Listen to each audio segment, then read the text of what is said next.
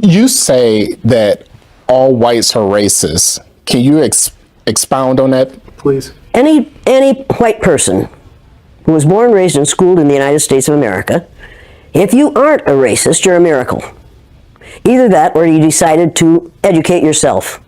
Because education in this country is about white is right, brown's all right, black's got to stand back.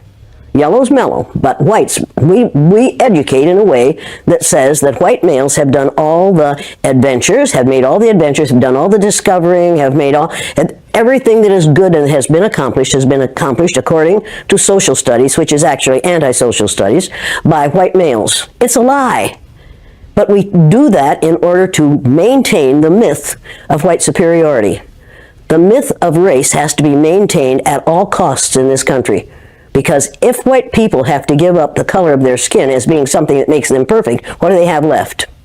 If we start teaching the truth about history, if we start teaching about Nile Valley contributions to civilization, it will totally change the way we conduct ourselves in the classroom. White people created racism. Anything you create, you can destroy. God created human beings, the human race, and they started out black women. White people created racism. Human beings created racism. It's time to get over it. So, if all white people are racist, according to you, can they be reprogrammed? Of course they can. Of course they can. Of course they can be. It's called education.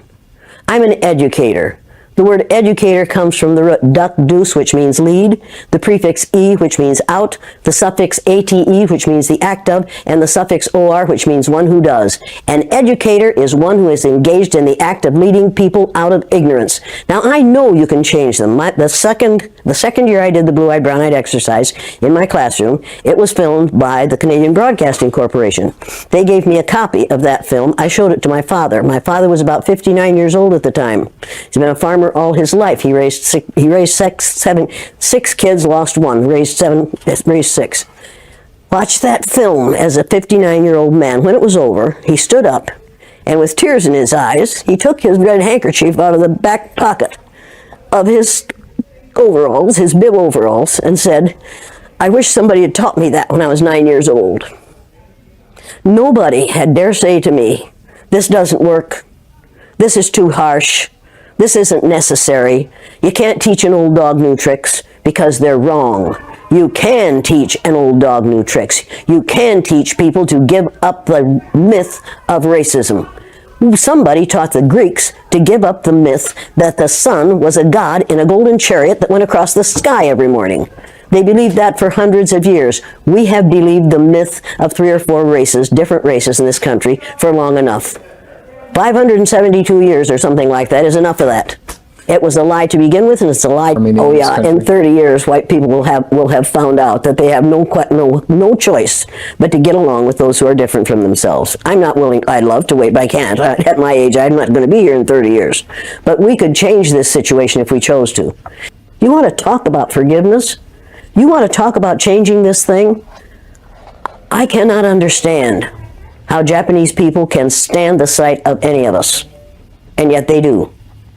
I cannot understand why black people who have been subjected to the ugliness that they've been subjected to in this country can get up every morning and go to work among us and not be absolutely furious. And I don't understand why we allow white people to behave the way they do. I don't understand that. We have got to stop tolerating the intolerable. If it's intolerable for my black cousins, and every black person on this earth is one of my cousins, if it's intolerable for them, it's intolerable for me. I will not tolerate it. I will not tolerate it. That is not that. I am required not to tolerate that kind of treatment for the people who are related to me. And that's every person on the face of the earth. If your ignorance is such that you will mistreat somebody because of your ignorance about the color of their skin, don't do it around me. Number one, I've been threatened with death lots of times. Now I say, go for it, fool. My husband died 4 years ago. Being with him would not be a bad thing for me. Death is not the worst thing that can happen to you. Living a worthless, useless life is much worse. In an era defined by power struggles, racial division, and political arrogance, one voice refused to be silenced. educator and anti-racism activist Jane Elliott, a woman known worldwide for her fearless confrontations of racism, is sending a direct message to Donald Trump. Stop bullying Black Americans and the Caribbean. Watch and pay attention, guys, and I will share my thought later. Bit about yourself. Well, I'm a third grade teacher in a country school in Riceville, Iowa, and I am here at the NAACP speaking because the day after Martin Luther King Jr. was killed by a society that hated him because he was going to change the economic situation in this country, I did an exercise in discrimination with my third grade classroom to let my little third graders, all white, all Christian children, find out how it feels to be something other than white in the United States of America.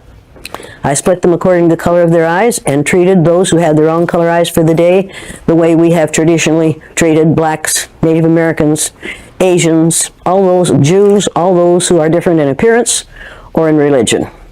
And we learned more that day than I wanted to know. What did that study show you? Oh, it showed me a lot of things. Number one, it showed me that racism is a learned response. Nobody's born a bigot. You have to teach bigotry, and that's what we do in this country. I found out how it feels to be on the receiving end of racism because I'm blue-eyed, and the brown-eyed children were on the top in that first day. And I found out how it feels to be treated badly by people over whom you have power because of having the wrong color eyes.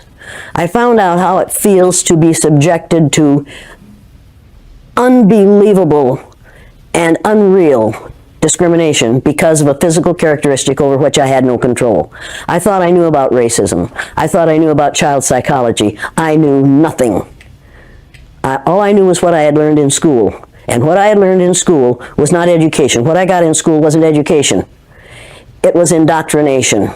I was taught how to be a good American citizen. And in this country, we think that the only Americans are the ones who live in the contiguous 48 states of the United States. Americans are everybody from the very north tip of Canada to the very southern tip of South America. But we, in our arrogance, say that we are the only Americans. If you're really going to keep this America to Americans, we don't dare build a wall on the southern border of the United States because those people, those brown-skinned people that are going to come across that border are Americans. Now we'd better choose our language or choose our behaviors. Let me tell you something. It wasn't a study and it wasn't an experiment. I don't experiment with children without their knowledge or their permission. It was experiential education. It was giving a child an experience for the purpose of changing their brain. And that's exactly what it does every time I do it. Now, you conducted the same study,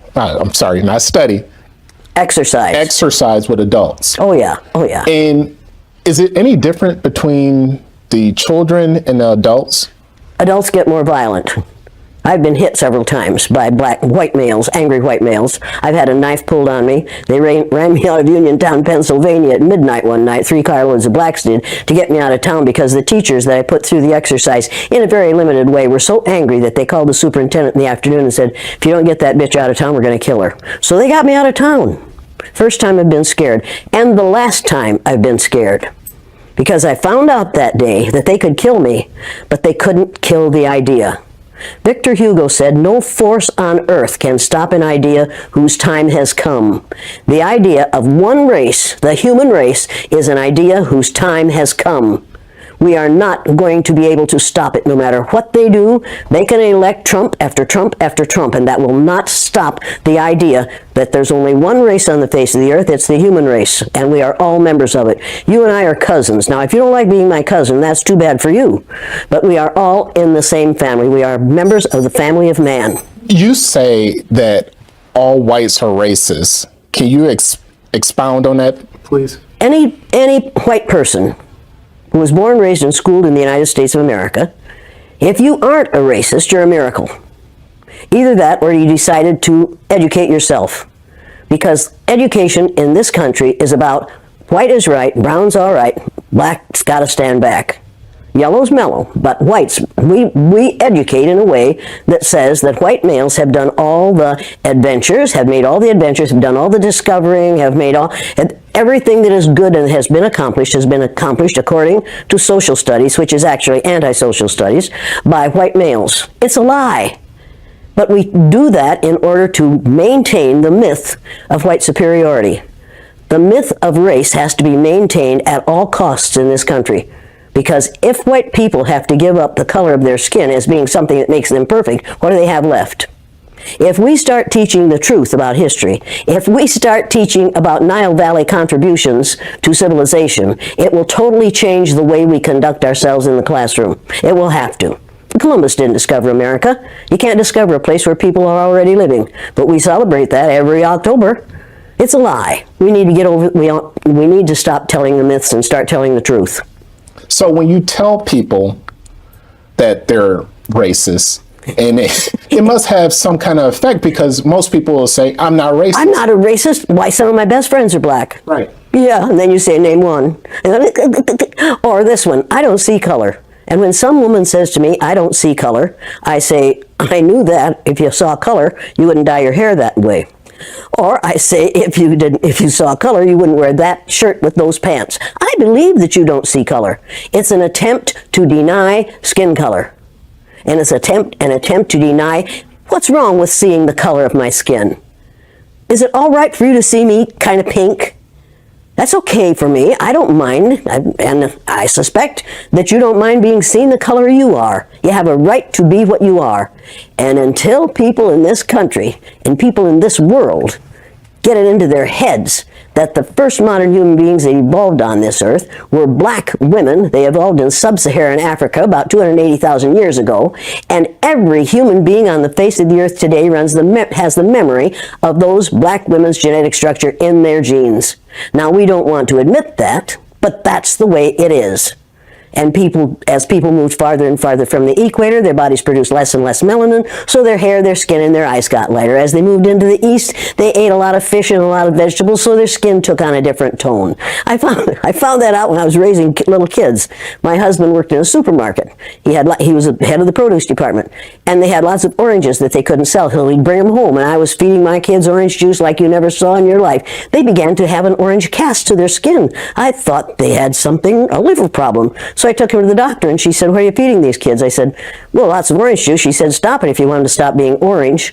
Now, if you think that skin color isn't anything other than the body's natural reaction to the natural environment, get over it. So if all white people are racist, according to you, can they be reprogrammed? Well, of course they can. Of course they can. Of course they can be. It's called education. I'm an educator. The word educator comes from the root duc dus, which means lead, the prefix e, which means out, the suffix ate, which means the act of, and the suffix or, which means one who does. An educator is one who is engaged in the act of leading people out of ignorance. Now, I know you can change them. The second year I did the blue-eyed, brown-eyed exercise in my classroom, it was filmed by the Canadian Broadcasting Corporation. They gave me a copy of that film. I showed it to my father. My father was about 59 years old at the time.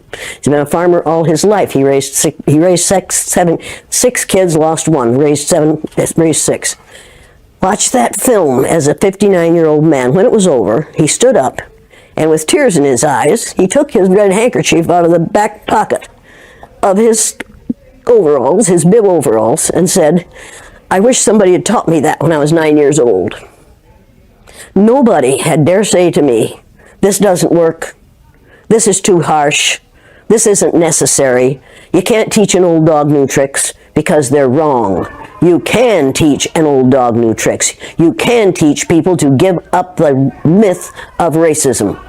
Somebody taught the Greeks to give up the myth that the sun was a god in a golden chariot that went across the sky every morning.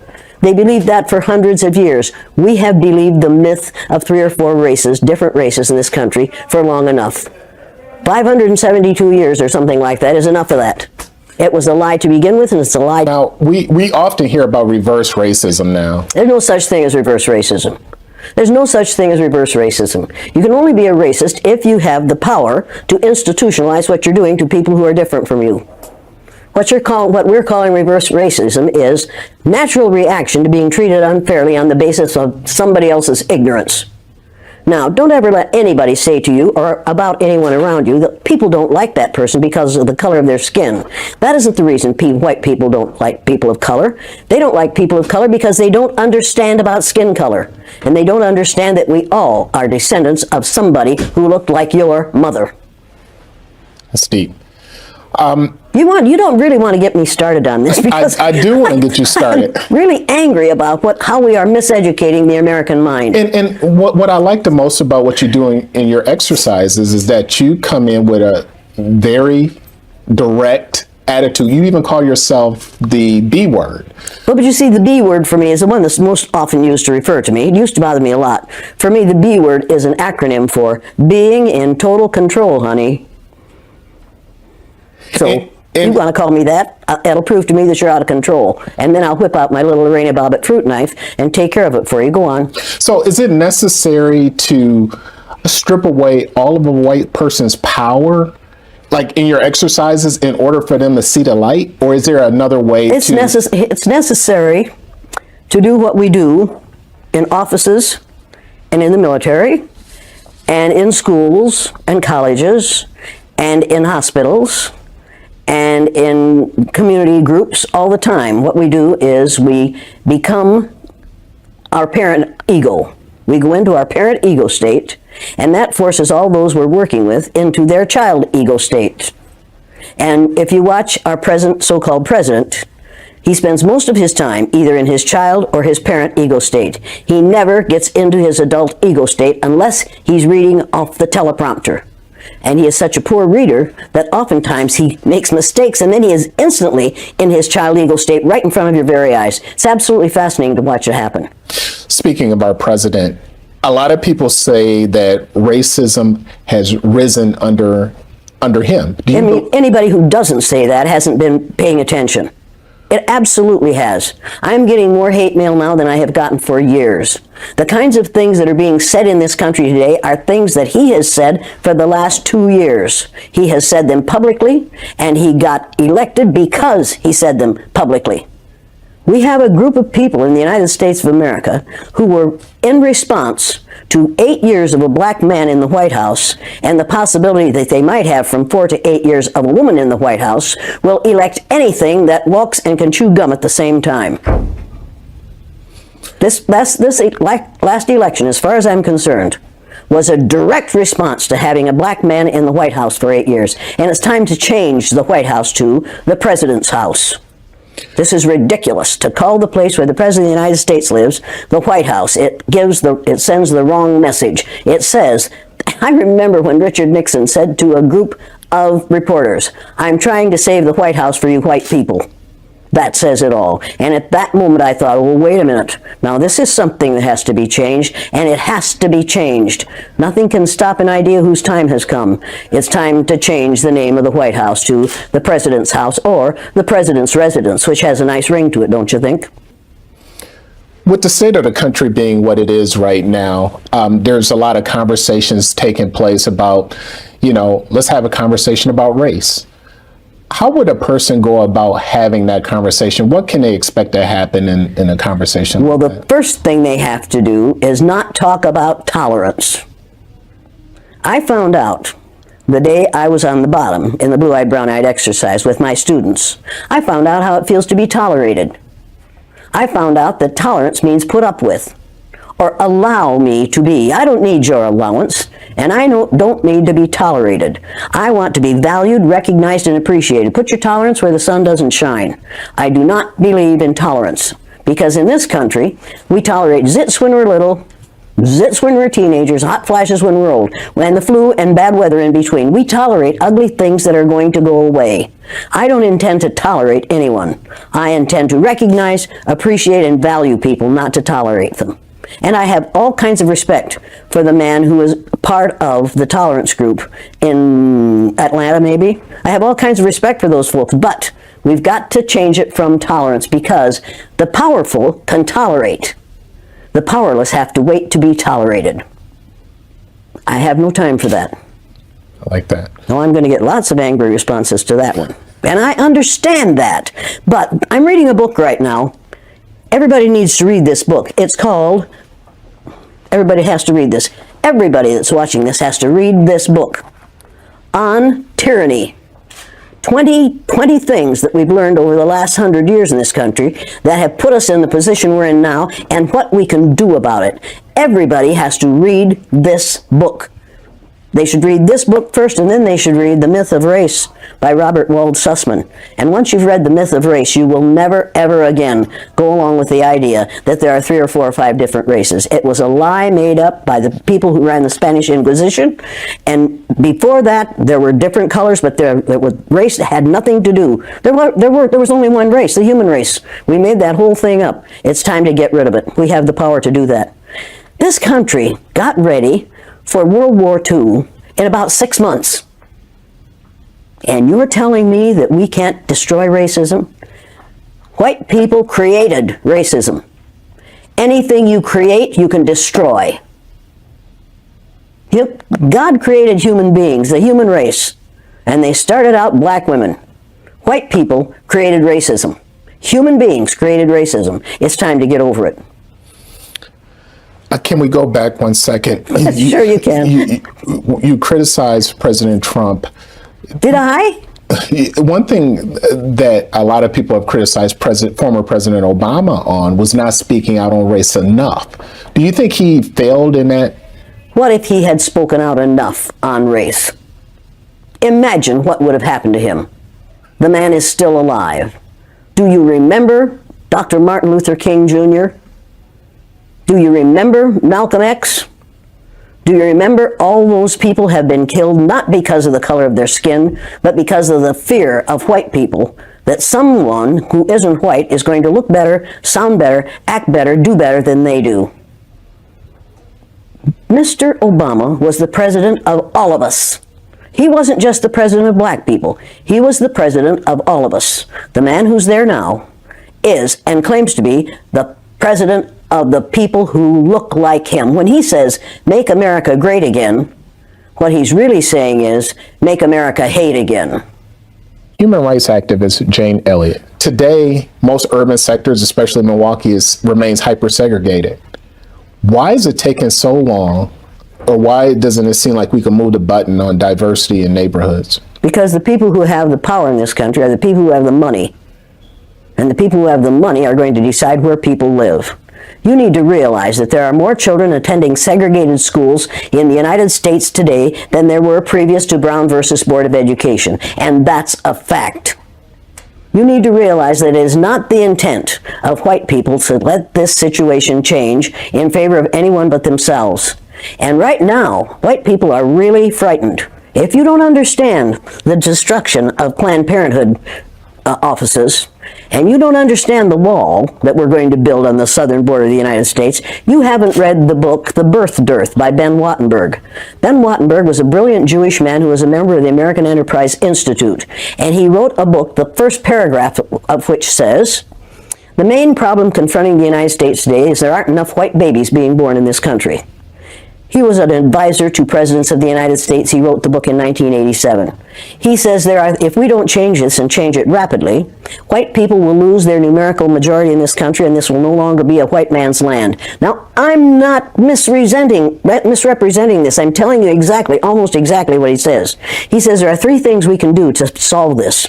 Number 1, we could pay women to have babies, as they have been doing in Western European nations for years. Then he says, and these are his words, not mine, unfortunately, we would have to pay women of all colors to have babies, so we don't want to do that.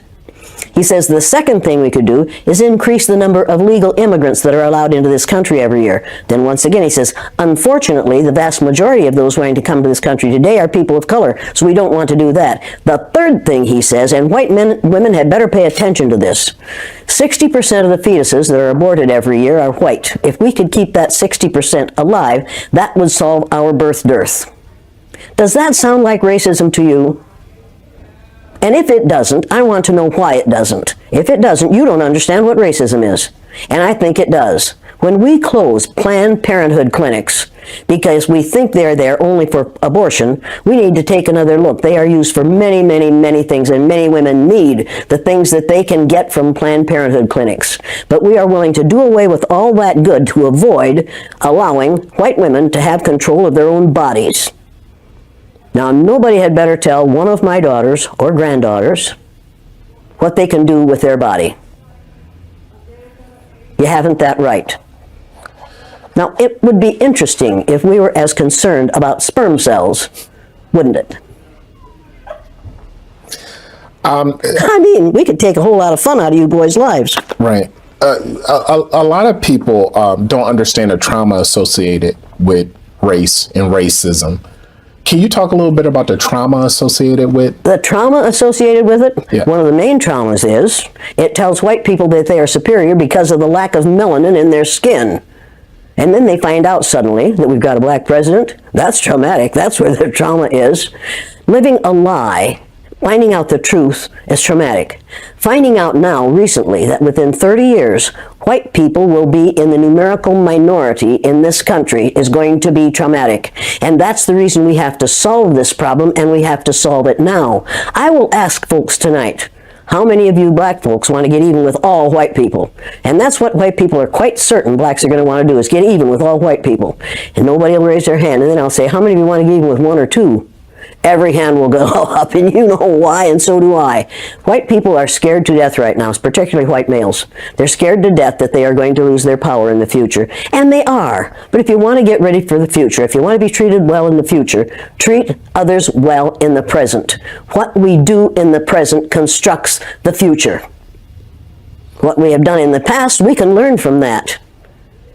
And we'd better learn from that. Those who forget the mistakes of the past are doomed to repeat them. And when you read this book, you'll realize that that's exactly what we're doing. We're repeating the mistakes that we have made in the past because we aren't teaching about these mistakes in the present. We are not teaching history that is true. We aren't teaching social studies that is true. We aren't even teaching true geography, for God's sake. Have you seen the Mercator map recently? Have you seen that great big Greenland hanging down in the middle of that map like a ripe plum? And have you seen the legend at the bottom that says, South America is actually 9 times larger than Greenland? Were you aware of that? Most of those watching this program are not aware of that. What's your question? The question on the wall is, there's, you know, when you talk to people about the wall, certain people about the wall, there's certain people for it, certain people against it. The people who are for it, what's their mindset? They're scared. They're afraid those people, those immigrants are going to come over here and take their jobs. Let me tell you something. You can build a wall 50 feet tall, and smart Hispanics, Latinos, smart Ecuadorians, smart others are going to tunnel under that wall and come up in their friend's house on the other side. You can build walls until hell freezes over. You will not keep that immigration from happening, and you better hope we don't keep that immigration from happening. We need those people. Do you know what will happen to the economy of this country if we take all the people who are brown-skinned immigrants out of this country, if we send them back? Do you know what will happen to our economy?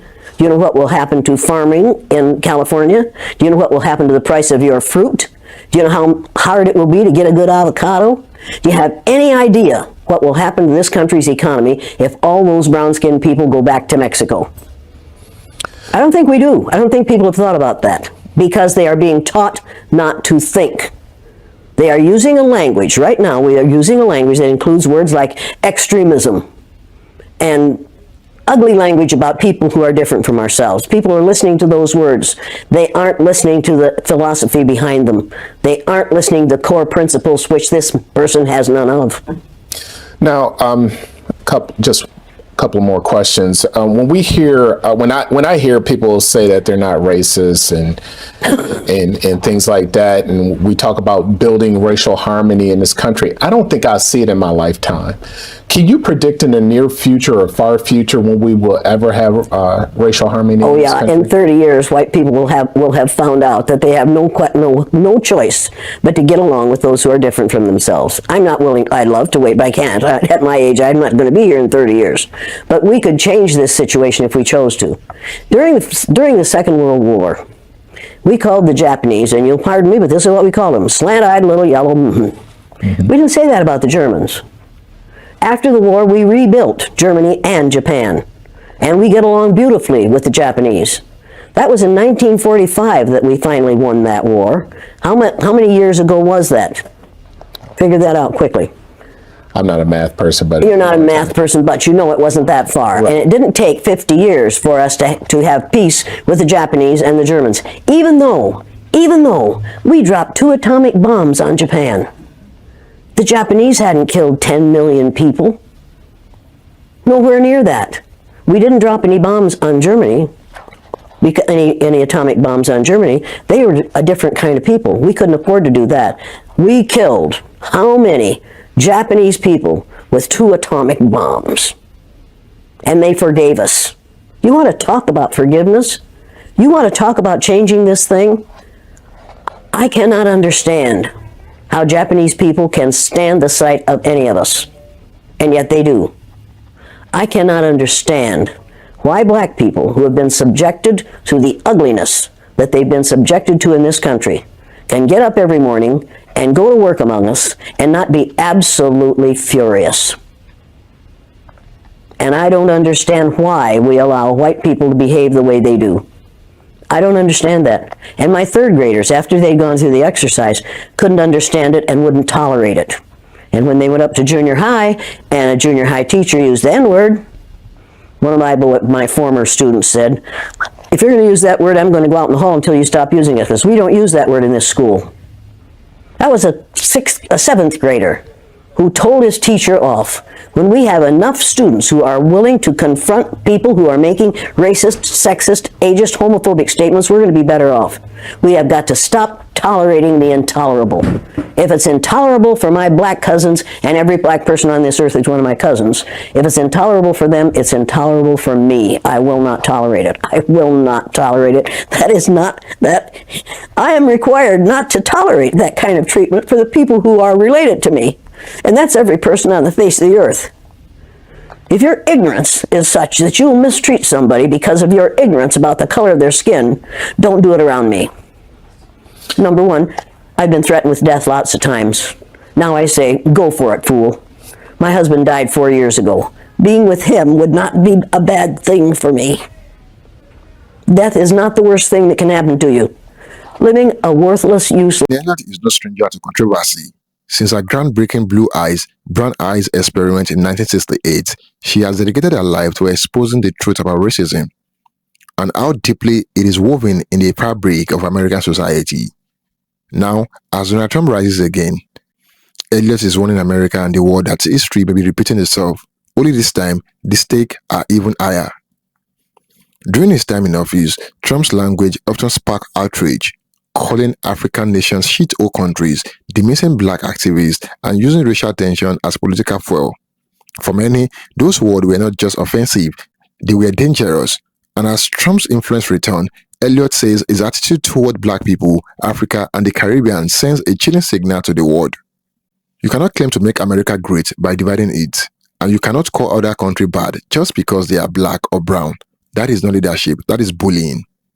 Elliot reminds us that black Americans, Africans, and Caribbean people share a connected story, a story rooted in struggle, survival, and strength. He argues that every time a leader disrespects black nation, it is an attack on a descendant of those who built the modern world, often without recognition or justice. For her, Trump's comments and policies are not isolated incidents. They are part of a long pattern of Western dominance and racial arrogance. The Caribbean and African nations have long faced political and economic pressure from the United States. Jane Elliott warns that bullying in this region, whether through trade, aid, or disrespectful rhetoric, only deepens global inequality. She believes that America must finally recognize the contributions and humanity of black nations if it hopes to regain true moral authority on the world stage. Back home, Elliott points to the ongoing mistreatment of black Americans. Police brutality, systemic bias, and economic inequality remain unresolved. And when the president's word or action amplify that tension, the effect ripple far beyond politics. They touch communities, families, and futures. Elliot says the problem is not just Trump. It is the millions willing to stay silent while discrimination becomes normalized again. Elliot's warning is not just for Trump. It is for every American who ignores the lessons of history. She insists that silence is complicity and indifference is as deadly as hate. Despite centuries of oppression, the story of black people remains one of resilience and triumph. From the rhythm of reggae to the inventions, art, and leadership of African Americans, These cultures have shaped the modern world. Elliot believed it is time world leaders, including Trump, treat black nations with the dignity they deserve. You cannot bully a people who built this planet from the ground. Black Americans, Africans, and the Caribbeans are not your enemies. They are your teachers, learn from them. Award are a call for unity, not division. For education, not ignorance. And for justice, not survival. Jane Elliott's message is clear. No matter who sits in the Oval Office, the oppression of black people anywhere is an attack on humanity progress everywhere. In the face of arrogance and prejudice, Jane Elliott stands firm, reminding the world that equality is not a request, but a demand. Our voice echoes across continents. Stop bullying black Americans, stop disrespecting the Caribbeans, and stop undermining Africa. Thank you for watching, guys. Don't forget to like this video and share your thoughts in the comment box below. Until next time, cheers and have a good one.